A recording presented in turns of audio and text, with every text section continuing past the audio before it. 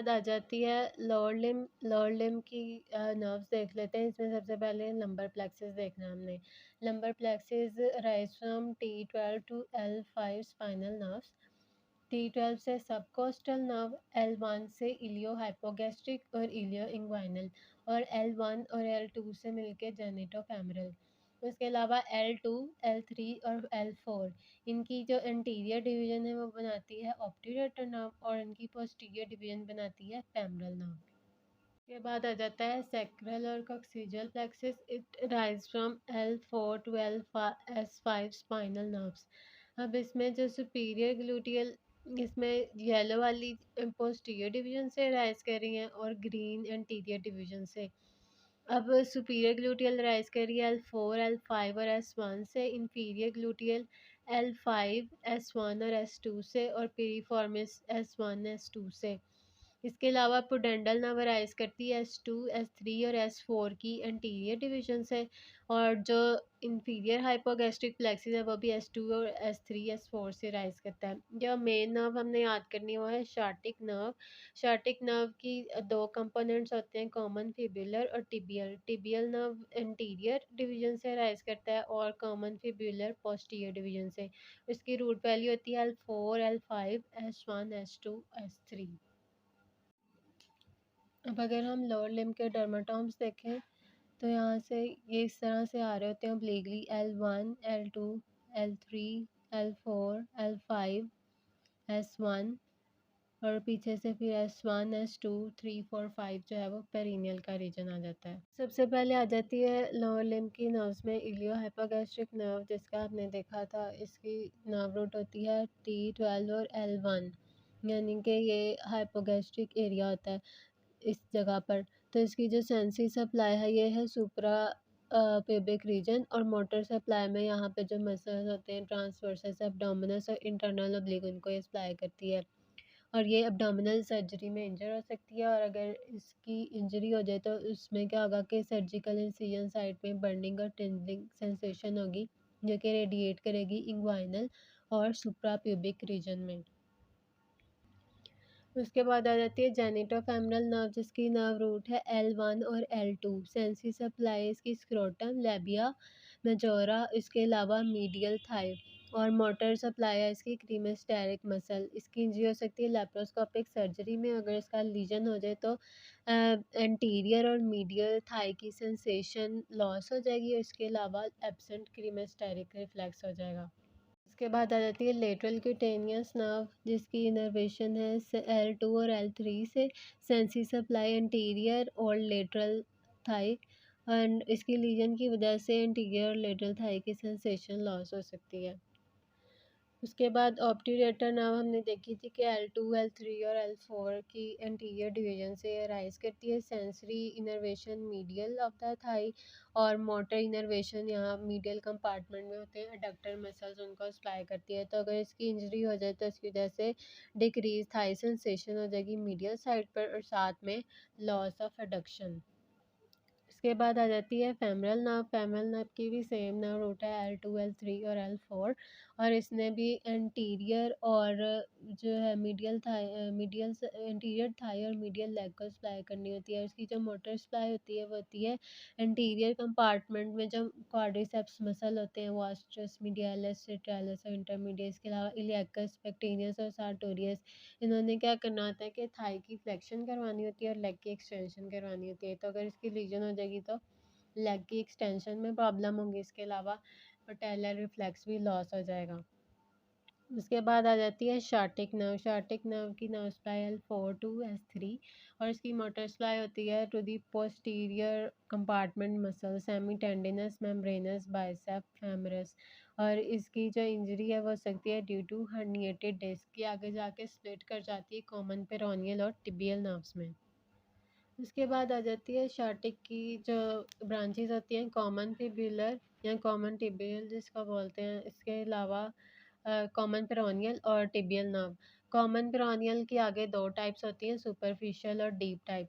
Superficial type क्या करती है कि डोर्सम ऑफ फुट को सप्लाई करती है except the web space between hallux and the second digit, मतलब कि इस स्पेस के अलावा बाकी सारे डोर्सम ऑफ फुट को। और मोटर सप्लाई करती है ये lateral compartment of the leg को, जिसमें पेरोनियल, लॉन्गस और ब्रेविस मसल्स होते हैं। जबकि जो डीप पेरोनियल है, इसने क्या करना होता है, जो वेब स्पेस बच जाती है ना, उसको एक तो सेंसी सप्लाई करती है, और दूसरा ये जो एंटीरियर थाई में लेग में मसल होता है टिबियालिस एंटीरियर, उसको सप्लाई करती है। और इसकी इंजरी हो सकती है ड्यू टू अगर फिबुला के नेक का फ्रैक्चर हो जाए। और इसकी प्रेजेंटेशन हमने पीईडी पेट से याद करनी है कि ये इवर्जन, पिरोनियल नर्व एवर्जन और डोर्सीफ्लेक्शन करवाती है। अगर इसकी लीजन हो जाए तो इसकी वजह से फुट ड्रॉप हो सकता है। उसके बाद आ जाती है टिबियल नर्व, इसकी दूसरी ब्रांच। ही सेंसी सप्लाई करती है सोल ऑफ द फुट को, और motor supply posterior compartment of the leg को, जिसमें बाइसेप, फेमोरस, ट्राइसेप, सूरीप्लांटरिस, पोप्लिटेस सारे मसल्स आ जाते हैं। इसकी इंजरी हो सकती है ड्यू टू बेकर सिस्ट, यहाँ पे टार्सल टनल सिंड्रोम। और इसकी लीजन हमने टिप याद करना है कि ये इन्वर्जन और प्लांटर फ्लेक्शन करवाती है। तो इसकी लीजन हो जाए तो patient will not be able to curl their toes, or there will be loss of sensation on the sole. उसके बाद सुपीरियर और इंफीरियर ग्लूटियल नर्व्स हैं। सुपीरियर सप्लाई करती है ग्लूटियस मीडियस और मिनिमस को, और इंफीरियर सप्लाई करती है मैक्सिमस को। इसकी इंजरी हो सकती है due to iatrogenic intramuscular injection, अगर सुप्रामीडियल कंपार्टमेंट में लगा दिया जाए। इस वजह से इंजेक्शन सुप्रोलेटरल या फिर एंट्रोलेटरल रीजन में लगाना चाहिए। और इसकी लीजन की वजह से टेंडलबर्ग साइन पॉजिटिव होता है, यानी कि जिस सपोज राइट लेग की इंजरी है सुपीरियर ग्लूटियल नर्व की, पेशेंट राइट लेग पे खड़ा होगा तो दूसरी लेग जो है वो टिल्ट डाउन कर जाएगी, क्योंकि सुपीरियर ग्लूटियस ने क्या करना होता है कि इसने सप्लाई करना होता है ग्लूटियस मीडियस और मिनिमस को, जिसने हिप की अबडक्शन करवानी होती है और अपोजिट साइड के हिप को भी सपोर्ट देनी होती है। अगर इसकी इंजरी हो जाएगी तो ये इसको सपोर्ट नहीं मिलेगी, जिसकी वजह से यहाँ पर जो है वो पेल्विस टिल्ट कर जाएगा ऑपोजिट साइड पर, यानी राइट की इंजरी है तो वो लेफ्ट साइड पर नीचे की तरफ टिल्ट हो जाएगा। उसके बाद जो इंफीरियर ग्लूटियल है वो सप्लाई करती है मैक्सिमस को, और इसकी अगर लीजन हो जाए तो patient will not be able to, मतलब उसको डिफ़िकल्टी होगी in climbing the stairs and rising from the seated position. उसके बाद आ जाती है पुडेंटल नर्व S2 S3 S4। इसकी रूट वैल्यू है सेंसरी सप्लाई पेरिनियम को करती है, motor supply external urethral anal sphincters को। इसकी इंजरी हो सकती है ड्यूरिंग चाइल्ड बर्थ या साइकिलिंग के दौरान। अगर इसकी लीजन हो जाए इसकी वजह से फीटल या फिर यूरिनरी इनकॉन्टिनेंस हो सकती है। इसको हम ब्लॉक करते हैं with local anesthesia during childbirth using the ischial spine as the landmark for injection। उसके बाद आ जाते हैं एंकल स्प्रेन्स। एंकल स्प्रेन में सबसे जो कॉमन एंकल स्प्रेन ओवरऑल है वो होता है एंटीरियर टेलोफिब्युलर लिगामेंट, जो कि यहाँ पर बना हुआ है टेलस और फिब्यूला के दरमियान। और इसको हम जो है वो लो एंकल स्प्रेन भी बोलते हैं, और ये होता है ड्यू टू ओवर इन्वर्जन या सुपिनेशन ऑफ द फुट। जबकि एक होता है एंटीरियर इंफीरियर टिबियोफिब्यूलर, जो कि टिबिया और फिब्यूला को कनेक्ट कर रहा है, और क्योंकि ये उससे ऊपर है तो इसको हम बोलते हैं हाई एंकल स्प्रेन। उसके बाद आ जाता है साइंस ऑफ लंबोसेक्रल रेडिकुलोपैथी। इसमें जिस भी नर्व का लीजन होगा वहाँ पे पैरास्थीसिया और वीकनेस होगी। और इसमें ये बात याद रखनी है कि जिस भी लेवल पे हर्निएशन होगी उसके नीचे वाली नर्व जो है वो अफेक्ट होगी। जैसे कि अगर L3 L4 के लेवल पर हर्निएशन हुई है तो इन दोनों के दरमियान में से L3 पास करते हैं, लेकिन लीजन L4 की होगी, और ये उसका डर्माटोम दिखाया हुआ है। अगर L4 और L5 के लेवल पे हर्निएशन होगी तो नर्व रूट अफेक्टेड होगी L5। यहाँ पर इन्होंने दिखाया हुआ है ये L4 की बॉडी है और ये L5 की बॉडी है, ठीक है। और इन दोनों के दरमियान में से पास करी है L5, यहाँ पर इन्होंने दिखाई हुई है, सॉरी L4 और L5 के दरमियान में से पास करिए L4, ठीक है। लेकिन इंजरी इस लेवल पर हो रही है और ये जो नर्व नीचे की तरफ जा रही है ये L5 है, यानी कि L4 और L5 के दरमियान पास तो L4 कर रही है लेकिन इंजरी L5 की हो रही है। इसी तरह से L5 और S1 के दरमियान में से L5 पास कर रही है, बट इंजरी ये रेड वाली हम देखें तो ये S1 की हो रही है। इसके अलावा इन्होंने ये डर्माटोम दिखाए हुए L5 के और S1 के। अगर इसकी लीजन हो जाएगी तो पटेलर रिफ्लेक्स लॉस हो जाएगा, इसमें अगर लीजन हो जाएगी तो डिफ़िकल्टी इन हील वॉकिंग, और इसमें अगर हो जाएगी लीजन तो difficulty in toe walking and decrease in Achilles reflex. उसके बाद इन्होंने कुछ नर्व्स लोकेशन पे दिखाई हैं कि कौन कौन सी नर्व और आर्टरी डैमेज होती हैं। एक्जिला पे लॉन्ग थोरेसिक नर्व और lateral thoracic artery, surgical neck of humerus पे एक्सिलरी नर्व और posterior circumflex artery, mid shaft of humerus पे रेडियल नर्व और deep brachial artery, distal humerus पे मीडियन नर्व और ब्रेकियल आर्टरी, पोप्लिटियल फोसा पे tibial nerve और popliteal artery, और posterior to medial malleolus tibial nerve और posterior tibial artery.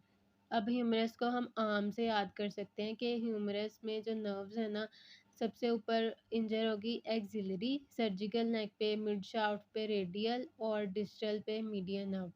इसके अलावा पोस्टीरियर सर्कमफ्लेक्स आता होता है कि सर्जिकल नेक पे कौन सी आर्टरी डैमेज होती है, पोस्टीरियर सर्कमफ्लेक्स, और डिस्टल का भी पूछते हैं तो क्यूबिटल फोसा के लेवल पर यहाँ पर होती है ब्रेकियल आर्टरी। उसके बाद नेक्स्ट है हमारे पास motor neuron action potential to the muscle contraction. अब इसमें सबसे पहले ये है कि जो टी ट्यूब्यूल्स हैं वो प्लाज्मा मेम्ब्रेन की एक्सटेंशन होती हैं, जो कि सार्कोप्लाज्मिक रेटिकुलम के साथ जुड़ी होती हैं, जिन्होंने मिलके कॉन्ट्रैक्शन करवानी होती है स्केलेटल मसल्स की। अब सबसे पहले क्या होता है कि एक्शन पोटेंशियल आता है और ये ओपन करता है pre synaptic voltage gated calcium channel को, जिसकी वजह से एसिटाइलकोलिन रिलीज़ हो जाती है। उसके बाद क्या होता है कि पोस्ट साइनेप्टिक मेम्ब्रेन पर एसिटाइलकोलिन बाइंड करती है अपने रिसेप्टर के साथ, जिसकी वजह से डीपोलराइजेशन हो जाती है at the motor end plate. जब डीपोलराइजेशन होगी तो ये ऑल द वे अंदर जाएगी टी ट्यूब्यूल्स तक, और फिर मेम्ब्रेन डीपोलराइजेशन की वजह से यहाँ पर जो रिसेप्टर्स होते हैं डाईहाइड्रोपायरीडीन रिसेप्टर्स, और इसके साथ मैकेनिकली कपल्ड होते हैं रेयानोडिन रिसेप्टर्स, इन दोनों में क्या होता है कन्फर्मेशनल चेंजेस आती हैं, जिसकी वजह से कैल्शियम यहाँ से रिलीज़ हो जाती है। कैल्शियम रिलीज़ होगी और उसके बाद यहाँ पर इन्होंने दिखाया हुआ है कि ये एक्टिन है। एक्टिन की ऊपर होती है मायोसिन की बाइंडिंग साइट, यानी कि ऐसे एक्टिन होती है उसके ऊपर बाइंडिंग होती, मायोसिन की बाइंडिंग साइट होती है, और उसके ऊपर जो है ना ट्रोपोमायोसिन लगी होती है।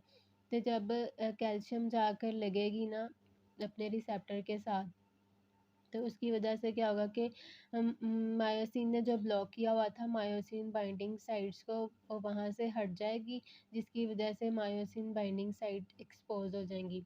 जब मायोसिन बाइंडिंग साइट एक्सपोज होंगी तो मायोसिन का जो हेड है वो वहाँ जाकर बाइंड कर जाएगा एक्टिन के साथ, और फिर पावर स्ट्रोक इनिशिएट होगा। उसके बाद अब पावर स्ट्रोक में क्या होगा कि फोर्स प्रोड्यूस होगी जब मायोसिन जो है वो एक्टिन के ऊपर को पुल करेगी अपनी तरफ, और इसमें इसकी वजह से क्या होगी कि मसल की शॉर्टनिंग होगी। इसमें हमने याद करना है कि एच बैंड और आई बैंड जो है वो शॉर्टन हो जाएंगे, जबकि जो ए बैंड है उसकी लेंथ सेम ही रहेगी। और इसके अलावा सार्कोमियर का पता होना चाहिए कि it is the distance between two G lines. अब जब नया एटीपी का मॉलिक्यूल आएगा तो वो डिटैचमेंट करवाएगा इसकी मायोसिन हेड की फ्रॉम द एक्टिन, और इसकी वजह से फिर कैल्शियम रिलीज़ होगा और फिर वो वहाँ जाकर स्टोर हो जाएगा। यहाँ पर रिसेप्टर होता है sarco receptor, sarcoendoplasmic reticulum, calcium ATPase receptor, तो उसके थ्रू ये अंदर वापस चला जाएगा। और जो एटीपी की हाइड्रोलिसिस होगी ये दोबारा एडीपी और पीआई की फॉर्म में आ जाएगा, यानी कि हाई एनर्जी पोजीशन में आ जाएगा, जिसको हम कहते हैं कॉग्ड पोजीशन। और फिर जब दोबारा कैल्शियम अवेलेबल होगा, दोबारा एक्शन पोटेंशियल आएगा, तो फिर ये सारा प्रोसेस दोबारा होगा और फिर से मसल कॉन्ट्रैक्ट करेगा।